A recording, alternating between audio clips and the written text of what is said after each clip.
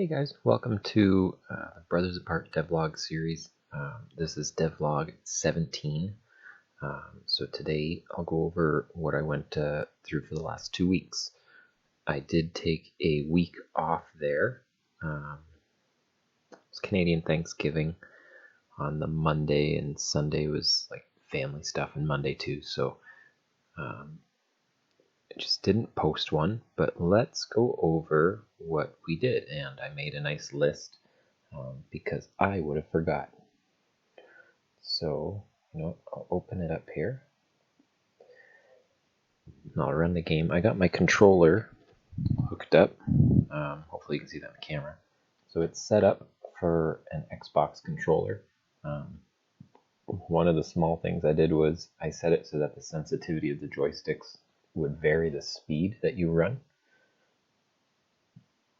So I'll show you that once it loads up, because it's nice to be able to with the, I use the mouse here, new game, file 2. Oh, well, what I'll do here really quick is show you, I made some game modes as well. I was lower on my list, but I'm here now. So yeah, easy, normal, hard, and one life mode, which will be hard mode, but if you die, your file is frozen or deleted or saved over. But it'll probably give you a nice little printout to tell you how good you did. So I'm just gonna, it doesn't really matter what you pick because the difficulties aren't actually programmed, but now there's a global variable in place that will handle all of the difficulties. So I'm gonna go into my settings. You can see all my quick tutorial things here. I'll check off my controller. So you can see that I can kind of slowly move or quickly move, and that's based on how hard I'm moving my joystick. Go back, zoom, and that carries over to the player too. He looks a little bit ridiculous running like that, but okay, so that's the sensitivity. So you can just gently run nice and slow, and you can see monster down there creeping. So let's see what's next on my list here. The spider animations. So that I'll show you. F3, let's go down here. You can see them over there actually idling and walking around on the left hand side. They're just, I just didn't have it programmed right, so they're behaving now. The difficulty levels, I showed you that. I fixed the pathfinding for some enemies. You know what, I'll go really quick. The monster going crazy. I gotta be like that. Settings, oh, go back. I can set monster to be passive, which I prefer for now. So T, I'm gonna show you the one room that it would bug me. So in here, ah crap, when I started the fight, oops. We're gonna get out of here and go back in, and hopefully I didn't screw that up. Okay, perfect. So monster, you can just chill. So before, while I'm on a diagonal wall, what I actually have is a big square object here. You can kind of see the line that I'm walking. It would go from here to here. That would be the square of it, but it's actually a precise triangle that runs alongside of that horizontal, or sorry, that diagonal wall. So what was happening is, the way I had my collision set up is, it wasn't set up to not include something. It was a collision line. So why don't I jump out of here and show you. The collisions are basically, where is my, let's find an enemy. Enemy goblin. Step event. So what it would do is look for a collision line, and then it was not precise. It was precise. Let's go back here. Let me waste all your time. Let's just see if this works. Come on, get me. Ah. And they say, oh, look at that, I didn't fix them, so I only fixed the boss. So they lost me in there because it's not set to precisely look for me, because that triangle object is actually a giant square, but the collision box is a precise triangle. So while I'm in there, they can't see me. And I'm just gonna gun down some goblins here. But for this fight, you won't actually have the bow and arrow. So I'm kind of just cheating here. Okay, so let's get out of that. Sorry to waste your time there, but that's one of the things I did, so I can easily fix that goblin problem because I did it for the boss here. Because what would happen is he'd run into that same problem. He'd see that big box instead of the triangle. But now he is within that box. So I'm going to get out of that. I don't know why I got out of that. What else did I do? Oh, I added Gus. He's homeless. So there's that. I don't know if he appreciates me creating his existence and just sticking him on a stump. But I'm going to load up the game again here. I'm going to unplug my controller. So Gus just sits outside, Solace on a stump, and he's got his own little cooking fire there. So you'll be able to use that. Excuse me. So you'll be able to use that to cook. Let's see if this loads up. Oh, good. So we'll go visit Gus here. This is Gus. I don't know if I programmed with any words yet. Feel free to cook on the fire here. I don't have a home, but I still know how to share. What a polite man. So that's Gus, and he'll give you a little quest, and it's not really a quest, you just bring him some food, which was a suggestion on Twitter or Reddit, one or the other. I think it was Twitter. So that's Gus. What else did I do? The campfires now light up at night. So why don't I show you that? We'll just quickly hit the hour buttons here. You can see all the pads. Everybody's going home. So now that it's nighttime, this campfire lit up, and Gus is nice and cozy and warm. There's Huck, he's walking home. There's Valerie, she's walking home. Because it's late, and they're tired. So I had that. What else did we do? Milia. So she is the new character, other than Gus. She's the next new character in the game. So she lives right here, in this house. Milia, Rena, and Gelt. So this is Milia. Hey, Lan, how are you? Very basic. This is Rena, her daughter. Hi, Lan. I don't like the dark. I like light time. She's kind of a child, saying child things. And this is Gelt. He's also a child who says child things. It's getting dark soon. Thanks, Gelt. So in this house, I have little hidden rooms. I have another house that's similar to this layout, except the rooms aren't hidden, and when they go to bed, it's just a bump right here, and then they disappear.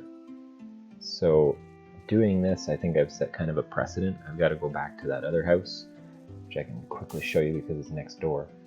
I think I should fix that one up and make it similar to that one, which just means I've got to program them getting into bed, them being in bed at nighttime. So in this one here, you can see there's no actual room. Look at this guy here. Who is this? Butch. Hey, Lan. Make sure Marvin stays out of trouble, would you? Of course I would. I'll be the dad. So let's see, what else did I do? Spawn critters in the spawn zones. So now, rather than having my critters placed in the room beforehand, it's random and they'll place themselves. I think there's, I skipped rooms with the skip button, so it's not going to work properly.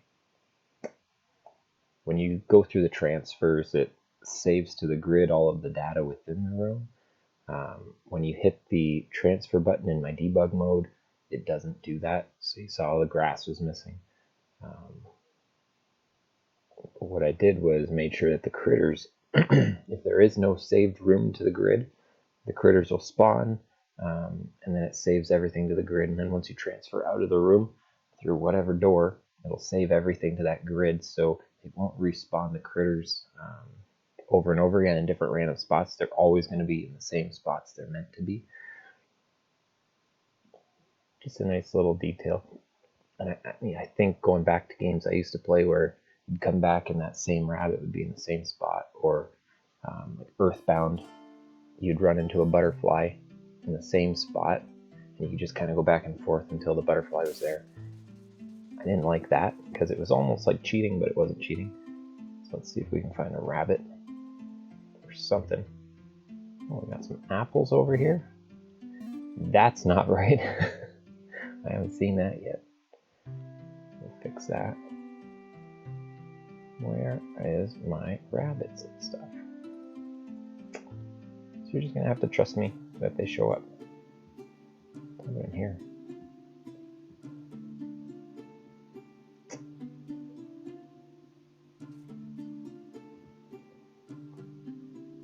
Well, I'm pretty sure they do in some places, and it might be because I'm loading a save file after editing a bunch of objects. So if I create a new object and then load a save file that was previous, it loads incorrectly. That's why the apples are by the rock. That's probably why they're not showing up. But go to the next thing here. So I added Amelia, Rena, and Gelt, and they've all got daily behavior. And probably the most exciting thing on Twitter and Reddit really like this was the chickens. So you can carry chickens now. So I'm just reloading it here. I'm just going to open up a new save file rather than loading one to see if those shrooms are still there. So now you're going to be able to run up to a chicken, pick it up, carry it around. There might be a quest with it, similar to a game you might have played with another hero who had to find chickens.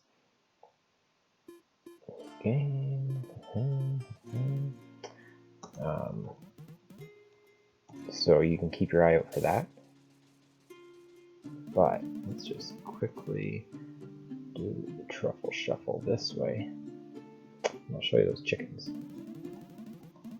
The chickens were just a start though, because now that it's coded, I've made it in a way that it's not just a chicken I coded an object that I can easily, yeah, there's the mushroom, see that? Must have been that. Oh, and here's some rabbits in the spot where I told them to be. Or I told them to maybe be. There should be squirrels or rabbits up here, maybe even up here. What was I talking about? Oh, I'm terrible. Like a child. Oh, the chickens, here we go. So I'm gonna show you some chickens here. Okay, so my computer decided to explode and the lag got pretty bad and ruined the last part of the video, so I'm re-recording it. I'm just going to show you the chickens here. So you can now pick up chickens, run around with them, put it down, you can watch the feathers blow around when you're running back through them. So the way it's coded though, it's not just chickens. I'll eventually be able to this music is loud. I'll eventually be able to turn it into rocks, whatever, pots, all sorts of stuff.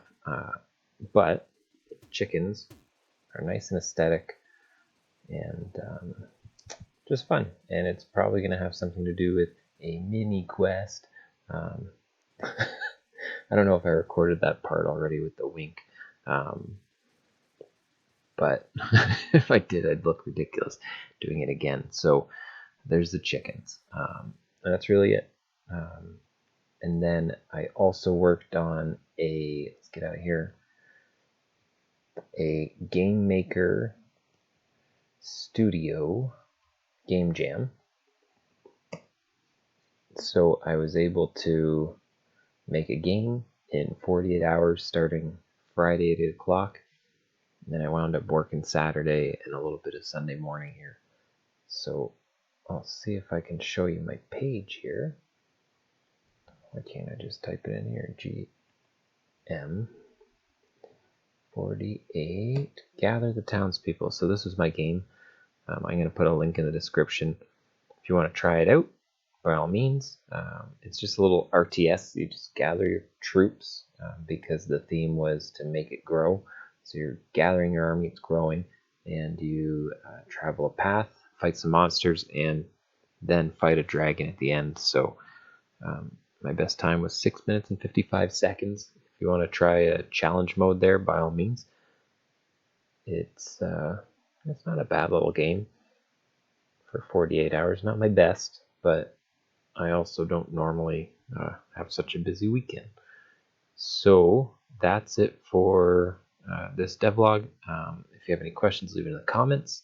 If you watch it, leave me a like.